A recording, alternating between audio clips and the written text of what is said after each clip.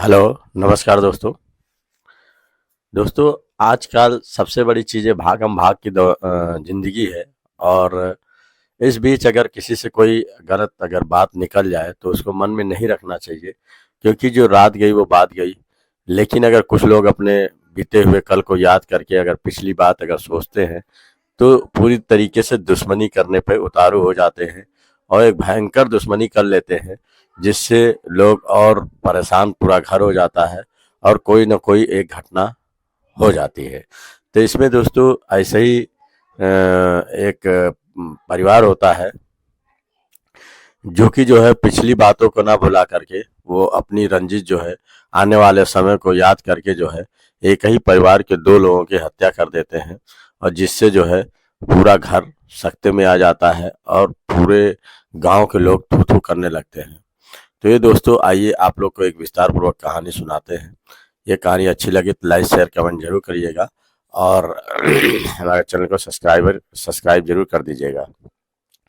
ये दोस्तों एक कहानी है घाटमपुर, उत्तर प्रदेश के कानपुर की। और वहीं पे एक थाना होता है घाटमपुर, और उसी के थोड़े ही दूर पे एक गांव होता है जिसका नाम होता है जो जिसका नाम होता है ढुकवापुर। और ढुकवापुर में एक परिवार होता है सुरेंद्र सिंह। सुरेंद्र सिंह का जो परिवार होता है, उनके 3 बेटे होते हैं और उनकी बीवी होती है जिसका नाम ममता होता है। और उनके जो बड़ा बेटा होता है उसका नाम कुलदीप होता है, और उसकी बीवी होती है उसका नाम प्रभा होता है। ये तीनों जो है परिवार के एक साथ जो है बैठ के खाना खा रहे होते हैं, और तब तक एकदम से भगदड़ मचती है। तो पता चलता है कि बगल का ही पड़ोसी जो है तीन तीन लोग घर में घुस आते हैं और इधर उधर बांका और तलवार नचाते हुए देखते हैं इधर उधर। और देखने के बाद जो है सुरेंद्र की बहू के ऊपर जो है टूट पड़ते हैं और उसको जो है सर से धड़ और उसका अलग कर देते हैं। और उसके बाद फिर जो है वो पहुंचते हैं और उनकी जो पत्नी होती है सुरेंद्र की, जिनका नाम ममता होता है, उसका भी जो है बांके से वार करके उसको भी खत्म कर देते हैं। तो 2 लोग की मौत कर देते हैं और तीसरे जो पहुंचते हैं कुलदीप के पास, जो उनका लड़का होता है सुरेंद्र सिंह का, उसके पास पहुंचते हैं तो कहते हैं तुम्हें जान से नहीं मारेंगे, तुम परेशान ना हो, लेकिन तुम्हें हम लोग ऐसी सजा देंगे कि तुम जिंदगी भर याद रखोगे, हमेशा याद रखोगे, और तुमको इसकी सजा जरूर मिलेगी। वो जाते हैं और उसको जो है पकड़ लेते हैं। पकड़ने के बाद बांका से पैर पे इतनी तेज वार करते हैं कि उसके दोनों पैर जो है धड़ से अलग कर देते हैं। दोनों पैर जो है वो हमेशा के लिए विकलांग हो जाते हैं। और तब तक जो है पुलिस जो है, एक बगल के ही पड़ोसी जो है पुलिस को फोन कर देता है और सब लोग सख्ते में आ जाते हैं, कोई बोलता नहीं है। और फिर तब तक कुछ देर बाद पुलिस आती है। तो आने के बाद जो है सबसे पहले जो है कुलदीप को हॉस्पिटल में ले जाती है और उसे अस्पताल में भर्ती करा देती है, और इन लाशों को जो है पोस्टमार्टम के लिए भेज देती है। और फिर उनसे सुरेंद्र से पूछताछ करती है कि बताओ ये आखिर माजरा क्या है, कैसे लोग थे, किस तरीके से हत्या किए हैं कि।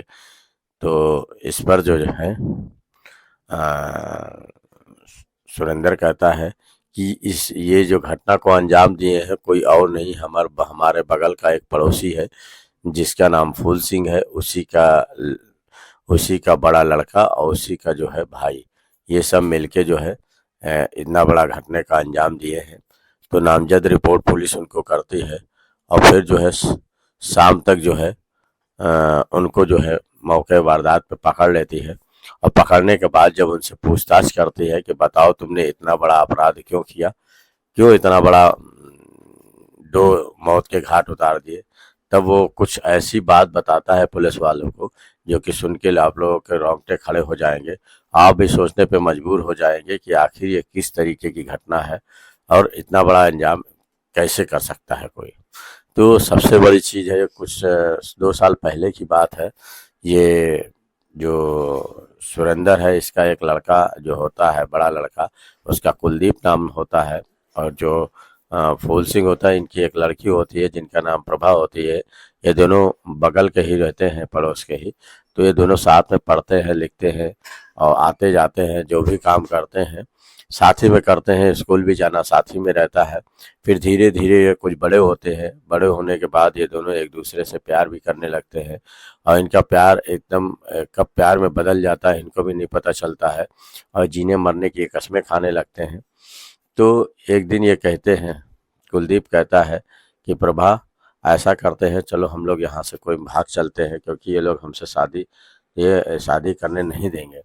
तो इस बात से प्रभा कहती है कि तुम ठीक कहते हो। फिर वो दोनों दोनों जो है घर से भागने का प्लान करते हैं और जो है हरियाणा के गुड़गांव था में भाग के जाते हैं और जाने के बाद जो वहाँ पे शादी कर लेते हैं। शादी करने के बाद वहीं पे रहते हैं। फिर जो है इनके पिता जो होता है प्रभा के, फूल सिंह, वो अपने बेटी के खिलाफ जो है अपने बेटी को जो है बताते हैं, पुलिस थाना में जाके रिपोर्ट लिखाते हैं कि मेरी लड़की को जो है ये जो कुलदीप है, सुरेंद्र सिंह का लड़का, ये भगा के ले गया है और मेरी लड़की अभी नाबालिग है।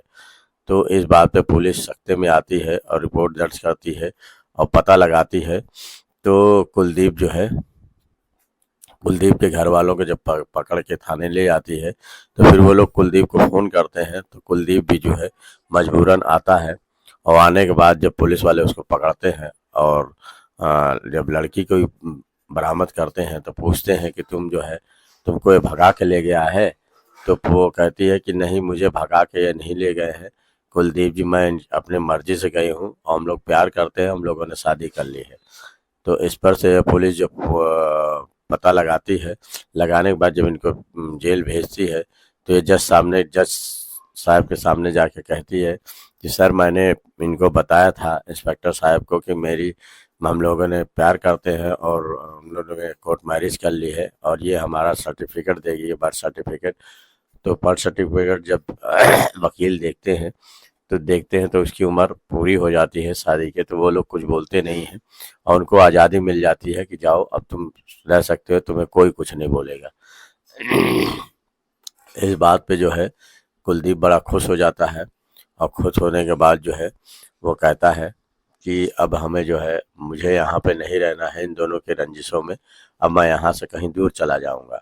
तो अपने बीवी को लेता है, प्रभा को, और गुड़गांव शहर में चला जाता है और वहीं पे साल 2 साल रहता है। वहीं पे इनका एक छोटी सी बच्ची होती है, लड़की होती है, जिसका नाम ये लोग रेशमा रखते हैं और अच्छे से इनका जीवन व्यापन वहीं पे हो रहा था और वहीं पे जो है ये अपना रहते थे और उनका परिवार अच्छे से चल रहा होता है।